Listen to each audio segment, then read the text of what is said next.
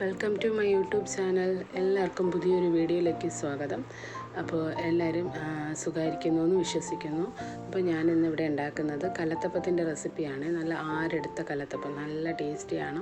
നമ്മളിത് 2-3 പ്രാവശ്യമൊക്കെ വെച്ച് നോക്കി, അപ്പോഴൊന്നും വീഡിയോ എടുക്കാൻ പറ്റില്ല. പിന്നെ ഞാൻ വിചാരിച്ചു ഇന്ന് നിങ്ങളായിട്ടൊന്ന് ഷെയർ ചെയ്യാമെന്ന്. അപ്പോൾ നമുക്ക് വീഡിയോയിലോട്ട് പോകാം.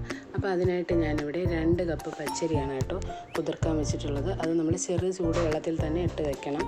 ഇല്ലെങ്കിൽ ഒരു പച്ചപ്പ് ഉണ്ടല്ലോ, പച്ചരിയുടെ ഇതൊക്കെ വരുമ്പോഴത്തേക്കും കറക്റ്റ് ടെക്സ്ചർ കിട്ടത്തില്ല. അപ്പോൾ അതിനായിട്ട് നമ്മളത് കുതിർത്ത് ഒരു 10-20 മിനിറ്റ് വെച്ചിരുന്നാൽ മതി കേട്ടോ. കുതിർന്ന് കഴിയുമ്പോൾ നമ്മൾ മിക്സിയുടെ ജാറിലോട്ട് ഇട്ട് കൊടുക്കുക. എന്നിട്ട് ഒരു 2 സ്പൂണ് ചോറ് കൂടെ ഇട്ട് കൊടുക്കണേ. ചോറ് മസ്റ്റാണ്.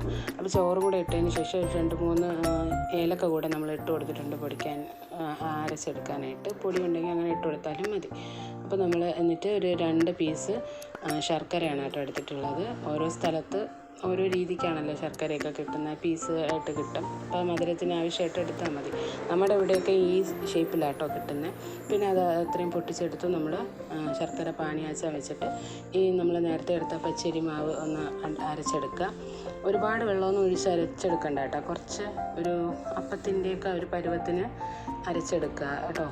എന്നിട്ട് നമ്മൾ ആ ശർക്കര പാനി ചൂടോട് കൂടി തന്നെ ഒഴിക്കാം. ഇങ്ങനെ ചൂട് കുറഞ്ഞാലും കുഴപ്പമൊന്നുമില്ല. സാധാരണ നമ്മൾ പച്ചവെള്ളത്തിലിടുമ്പോഴാണ് അങ്ങനെയൊക്കെ ചെയ്യേണ്ടത്. അപ്പോൾ ഒന്ന് ചെറു ചൂടുവെള്ളത്തിൽ ഇട്ടതുകൊണ്ട് ചെറുതായിട്ടൊന്ന് ചൂട് മാറിയതിന് ശേഷം നമുക്കൊരു അരിപ്പ വെച്ച് ആ മാവിലോട്ട് തന്നെ ഈ ശർക്കര പാനി ഒന്ന് ഒഴിച്ച് കൊടുക്കാം കേട്ടോ. ഒഴിച്ചിട്ട് ഒന്ന് ഇളക്കിയെടുക്കാം. അപ്പോൾ എല്ലാവരും മസ്റ്റായിട്ടും ട്രൈ ചെയ്ത് നോക്കണം. എന്നിട്ട് ഫീഡ്ബാക്ക് അറിയിക്കണം കേട്ടോ. ഇതാണ് ഇതിൻ്റെ പരുവം, കണ്ടില്ലേ?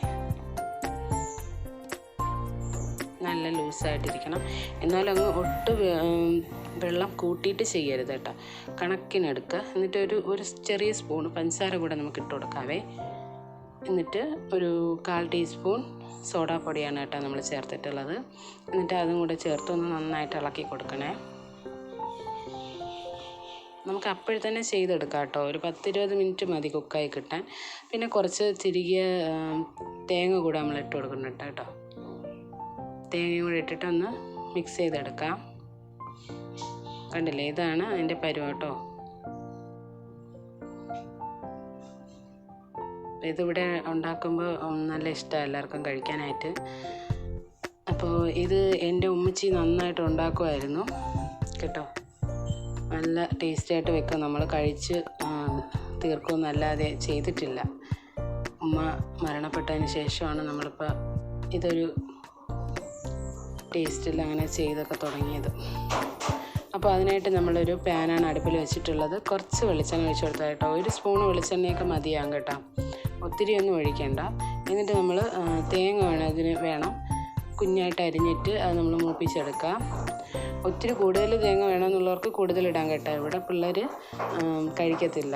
അതുകൊണ്ടാണ് ഞാൻ കുറച്ച് തേങ്ങ മാത്രം എടുത്തിട്ടുള്ളത്. പിന്നെ ഇതിൻ്റെ കലത്തപ്പത്തിൻ്റെ മെയിൻ ഇൻഗ്രീഡിയൻസ് എന്ന് പറഞ്ഞാൽ ചെറിയ ഉള്ളിയാണ്. അതുകൂടെ നമ്മൾ ചെറുതായിട്ട് അരിഞ്ഞൊന്നിടുക, എങ്കിലേ ആ ഒരു മണം കിട്ടത്തുള്ളൂ. പിന്നെ നമ്മുടെ ട്രിവാൻഡ്രത്തുള്ളവർ ജീരകം ഇടത്തില്ല. ചിലരിടുമായിരിക്കും, എങ്കിലും കൂടുതലും ആൾക്കാർ ജീരകമൊന്നും യൂസ് ചെയ്യാറില്ല. അപ്പോൾ ഈ മാവ് നമ്മൾ അതിലോട്ട് ഒഴിച്ചു കൊടുക്കാനായിട്ട് എടുക്കുകയാണ്.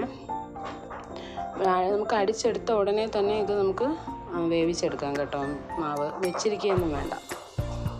അപ്പോൾ നമ്മളത് അങ്ങനെ നമ്മുടെ ഫ്ലെയിം ചെറുതായിട്ടൊന്ന് കുറച്ച് കൊടുത്തതിന് ശേഷം ഇങ്ങനെ തൂക്കി തന്നെ ഒഴിക്കണം കേട്ടോ. അതിൻ്റെ ബാറ്റർ കറക്റ്റിന് ഒഴിക്കുക. ഫുള്ള് ഒഴിക്കരുതേ.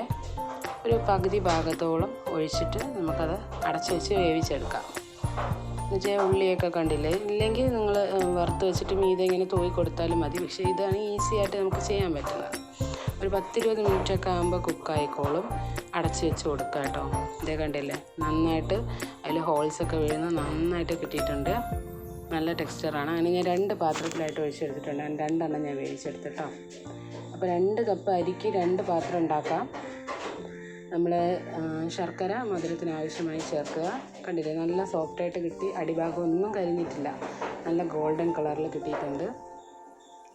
അപ്പോൾ എല്ലാവരും ട്രൈ ആക്കി നോക്കണം. അപ്പോൾ വീഡിയോസ് കാണാത്തവരുണ്ടെങ്കിൽ വേറെ വീഡിയോസൊക്കെ ഇട്ടിട്ടുണ്ട്, എല്ലാവരും കണ്ടു നോക്കുക, കൂടെ സപ്പോർട്ട് ചെയ്യുക. അപ്പോൾ ചാനൽ സബ് ചെയ്ത് കാണുന്നവരാണെങ്കിൽ ഒന്ന് സബ്സ്ക്രൈബ് ചെയ്തുകൂടെ സപ്പോർട്ട് ചെയ്യണം കേട്ടോ. അപ്പോൾ എല്ലാവർക്കും ഇഷ്ടമായെന്ന് വിചാരിക്കുന്നു. നല്ല സോഫ്റ്റ് ആയിട്ട് ഉള്ള ഒരു ഫുഡാണിത്. കലത്തപ്പം എന്നാണ് നമ്മുടെ ഇവിടെ പറയുക. നിങ്ങളുടെ നാട്ടിലൊക്കെ ഏത് പേരിലാണ് ഇത് അറിയപ്പെടുന്നത് എന്നുള്ളതും കൂടെ കമൻറ്റ് ചെയ്യുക. അപ്പോൾ ഇനിയൊരു വീഡിയോ വരുന്നവരെയും അസ്സലാമു അലൈക്കും. Thanks for watching.